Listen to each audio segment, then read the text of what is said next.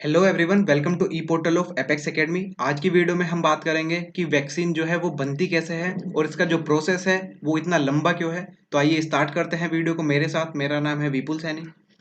देखो, जो पहला स्टेप है वैक्सीन को बनाने का वो है कि हमें वायरस की बेसिक अंडरस्टैंडिंग होनी चाहिए। अब देखो, वायरस क्या है।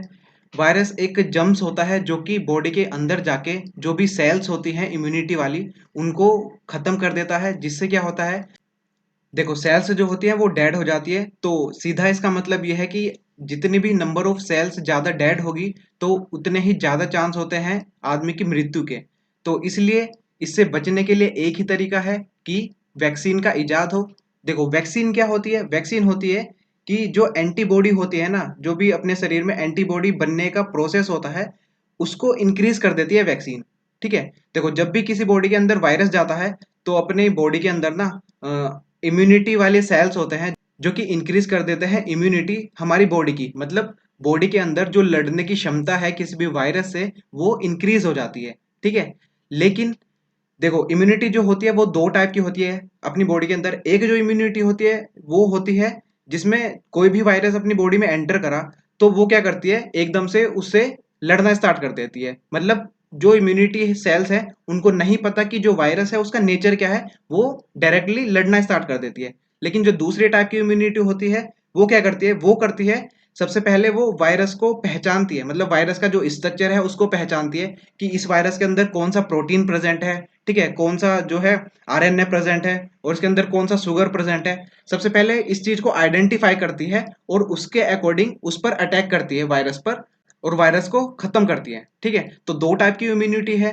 लेकिन जो हमारे पास दूसरी टाइप की इम्यूनिटी है जो कि पहले अंडरस्टैंड करती है वायरस के नेचर को, तो वो जरूरी है। क्योंकि देखो, ये जो वायरस है जिसके बारे में हम बात कर रहे हैं कोविड-19, इसका जो शेप है या इसके अंदर जो भी अपना प्रोटीन प्रेजेंट है या जो भी शुगर प्रेजेंट है, इसके बारे में अगर अंडरस्टैंडिंग है सेल्स को, इम्यूनिटी सेल्स को, तो वो क्या करेंगी, वो एक एंटीबॉडी जनरेट कर देंगी शरीर के अंदर जो कि कुछ इस शेप में होती है, वाई शेप में। देखो, एंटीबॉडीज क्या होती हैं। ये जो एंटीबॉडीज हैं ये ताकत देती हैं अपनी बॉडी को ताकि वो वायरस से लड़ सके। ठीक है। तो ये एंटीबॉडीज कैसे बनती है। ये एंटीबॉडीज बनती है कि देखो, किसी भी इंसान को वायरस हुआ, ठीक है, उस वायरस ने क्या करा, उसके अंदर की जो सेल्स हैं उनको डेड किया। लेकिन उस इंसान की जो इम्यूनिटी है उसने क्या करा, उस वायरस से लड़ने के लिए कुछ एंटीबॉडीज बनाई। मतलब कुछ केमिकल रिएक्शंस हुई और उन रिएक्शन के थ्रू कुछ सेल्स बन गई। ठीक है। वो सेल्स क्या है, वो हेल्पफुल है इस वायरस को मारने के लिए। तो और कुछ टाइम बाद वो जो इंसान है वो ठीक हो गया। ठीक है। तो उस इंसान के अंदर वो जो सेल्स हैं जिनको हम बोल रहे हैं एंटीबॉडी, वो अभी भी मौजूद है। तो हम क्या करते हैं, उन सेल्स को बाहर निकाल लेते हैं और इन सेल, ये जो हमने सेल को बाहर निकाल ली, ठीक है, इसको फिर क्या करते हैं, उस आदमी के शरीर में डालते हैं जिसको अभी भी कोरोना वायरस है, मतलब जो अभी भी एक्टिव केस में है। क्योंकि अगर इसके अंदर हमने ये चीज डाल दी जिसको हम बोल रहे हैं एंटीबॉडी, और इसी को ही बोलते हैं हम वैक्सीन, तो ये क्या करेगी, ये इसकी इम्यूनिटी बढ़ा देगी। किससे, कोरोना वायरस से लड़ने के लिए। ठीक है। तो ये होता है पूरा प्रोसेस। अब देख लेते हैं कि ये जो वैक्सीन के बनने का प्रोसेस है ये कौन कौन से फेज से होके गुजरता है और इसको इतना ज्यादा टाइम क्यों लगता है। तो जो हमारे पास पहला है, देखो फर्स्ट में फेज बता चुका, वो है कि वायरस के बारे में बेसिक अंडरस्टैंडिंग होनी चाहिए। तो बेसिक अंडरस्टैंडिंग में बता चुका कि किस टाइप की अंडरस्टैंडिंग होनी चाहिए, कि जो वायरस है उसका स्ट्रक्चर कौन सा है और उसके अंदर जो है वो कौन सा प्रोटीन प्रेजेंट है, किस टाइप का शुगर प्रेजेंट है, उसके जो आरएनए है उसका बिहेवियर कैसे है। ठीक है। देखो, आपने सुना होगा कि जो हमारे पास कोविड-19 का वायरस है इसकी जो शेप है वो क्राउन टाइप की शेप है। मतलब देखो, इसकी जो शेप है कुछ इस टाइप की है और जिसके अंदर जो एस प्रोटीन है इसको बोलते हैं हम स्पाइक्स। स्पाइक्स पर एस प्रोटीन लगा हुआ है। ठीक है। ये क्या करता है, जो ये स्पाइक्स है ना, ये क्या करते हैं, उसके अंदर जाके चिपक जाते हैं। मतलब वायरस को बाइंड करने में मदद करते हैं ये स्पाइक्स। ठीक है। तो कुछ लैब्स ऐसी हैं जो कि इन स्पाइक्स पे काम कर रही है। मतलब उन्होंने क्या किया, इन स्पाइक्स का जो प्रोटीन है उससे वो कोशिश कर रही है कि वो एंटीबॉडी बना सके और वैक्सीन की फॉर्म में हम सबको दे सके। ठीक है। तो ये था बेसिक अंडरस्टैंडिंग वायरस के बारे में। उसके बाद हम बात करते हैं कि देखो, जितने भी पास्ट में वैक्सीन बनी है सबसे पहले हम उनको भी स्टडी करते हैं कि वो भी क्या पता कुछ हेल्प कर सके इस वैक्सीन को बनाने में। ठीक है।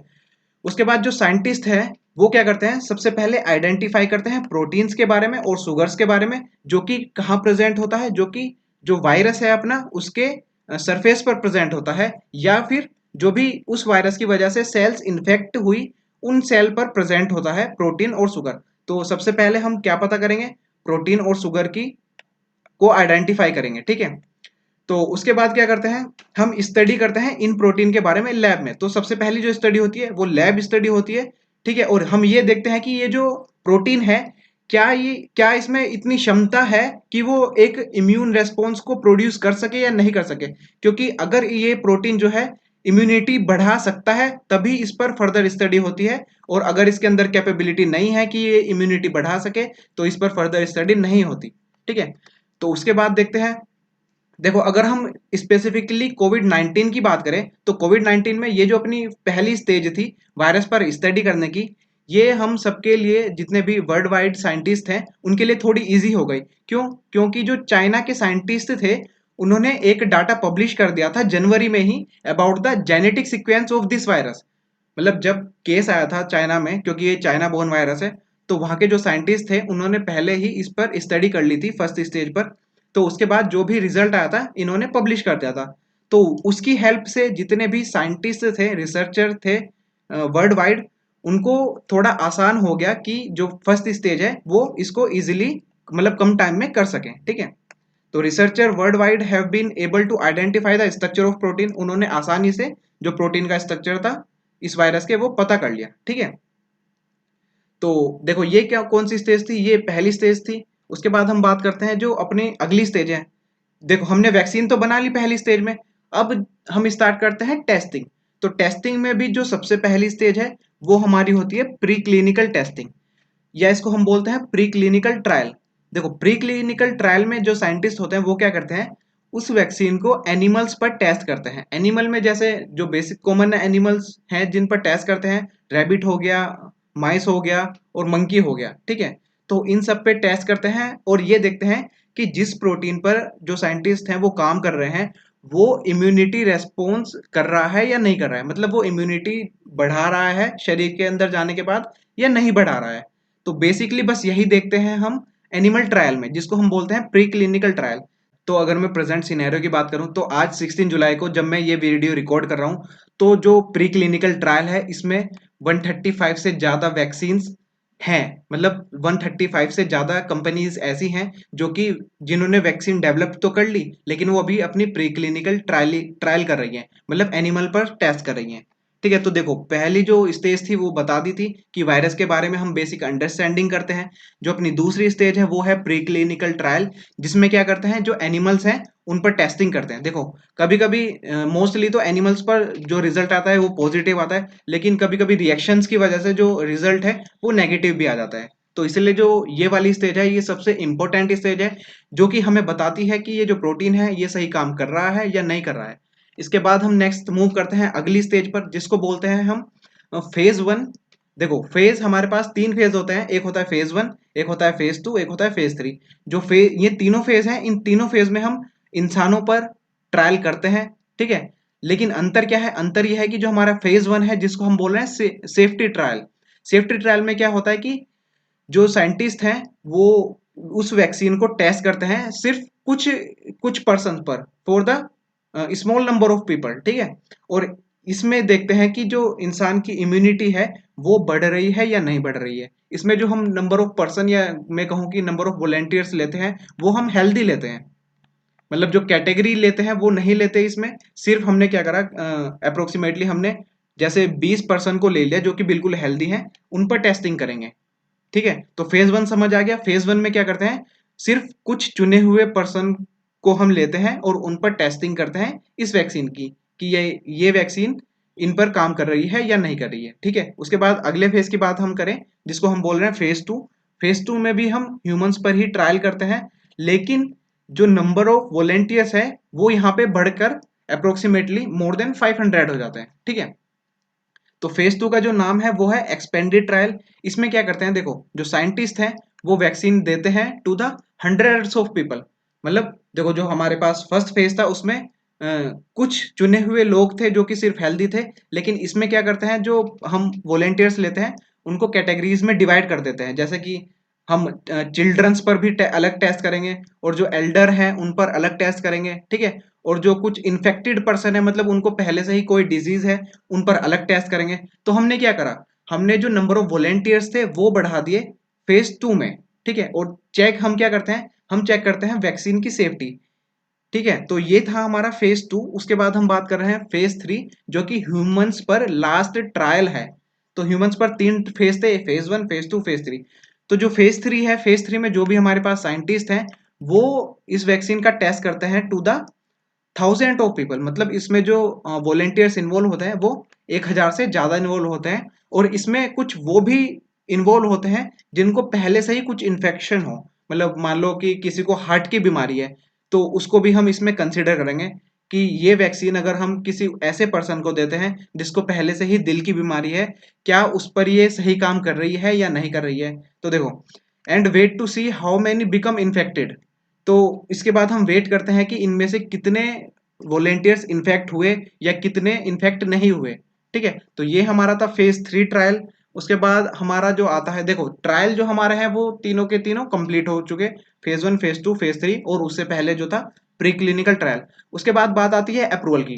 देखो हर कंट्री में एक एजेंसी ऐसी है जो कि अप्रूवल देती है वैक्सीन को। जैसे अगर हम बात करें इंडिया की, इंडिया में ICMR, तो ये अप्रूवल देता है वैक्सीन को। तो देखो जितने भी डाटा आपने कलेक्ट करें, जो आपके पास जो भी फेज थे, उसके बाद आप ये डाटा दोगे किसको, ICMR को, वो फिर आपको अप्रूवल देगा कि ये जो वैक्सीन आपने बनाई है ये सेफ है या नहीं है। देखो जो पतंजलि की जो वैक्सीन आई थी उसमें एक यही दिक्कत थी कि उन्होंने जो डाटा दिया था ICM, पहली बात तो उन्होंने कोई डाटा नहीं दिया ICMR को, और डाटा देने से पहले ही उन्होंने क्या करा, उन्होंने उसका जो प्रचार है वो स्टार्ट कर दिया, मतलब उसका प्रमोशन स्टार्ट कर दिया। क्योंकि उन्होंने एक जो स्टेप है वो स्किप कर दिया था, जो अप्रूवल वाला स्टेप है वो स्किप कर दिया था। तो इसलिए वो जो वैक्सीन है वो नहीं चल पाई, या वैक्सीन कहो या उसको इम्यूनिटी बूस्टर कहो, तो वो नहीं चल पाई। क्योंकि ये स्टेप आप बिल्कुल भी स्किप नहीं कर सकते हो, जो कि अप्रूवल वाला स्टेप है। तो एक बार अगर किसी भी कंपनी को अप्रूवल मिल जाता है ICMR से इंडिया के अंदर, उसके बाद क्या होता है, उसके बाद जो अगली स्टेज आती है वो आती है मैन्युफैक्चरिंग की, ठीक है। मैन्युफैक्चरिंग की जो स्टेज आती है उसमें क्या होता है कि देखो जो गवर्नमेंट है, गवर्नमेंट किसी प्राइवेट कंपनी के साथ मिलके या खुद ही इस एजेंसी को वो देती है, फंडिंग करती है, ताकि ये जो कंपनी है ये number of doses millions of people के लिए बना सके, मतलब बल्क में ये डेवलप कर सके इस वैक्सीन को, ताकि सब तक पहुंचाई जा सके। तो मैन्युफैक्चरिंग के बाद जो आता है वो हमारे पास लास्ट स्टेज आती है जिसको हम बोलते हैं सेफ्टी, या जिसको हम बोलते हैं क्वालिटी कंट्रोल स्टेज। तो देखो क्वालिटी कंट्रोल वाली स्टेज है, इसमें क्या होता है कि हम ये देखते हैं कि कितने ड्रॉपलेट जो होते हैं वो सेफ हैं किसी पर्सन को देने के लिए। एज डिवाइड कर देता है कि इस एज से इस एज के बीच में इस पर्सन को इतनी ड्रॉपलेट इसकी वैक्सीन की चाहिए, और इस एज ग्रुप के लिए इतने जो डोजेज है वो चाहिए। तो क्वालिटी कंट्रोल में हम देखते हैं कि ये जो वैक्सीन बन रही है ये इसमें कुछ गड़बड़ तो नहीं हो रही, सही तरीके से बन रही है या नहीं बन रही है।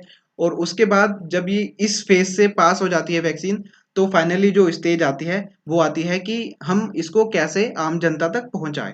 तो ये जो लेक्चर था इसमें मैंने आपको बताया कि ये जो वैक्सीन है वो इतना टाइम क्यों लेती है डेवलप होने में, और कौन कौन सी स्टेज है जिससे उसको पास होना पड़ता है। तो अगर आपको वीडियो अच्छी लगी तो आप अपने फ्रेंड्स के साथ शेयर कीजिए और ज़्यादा से ज़्यादा लाइक कीजिए। Thank you for watching the video.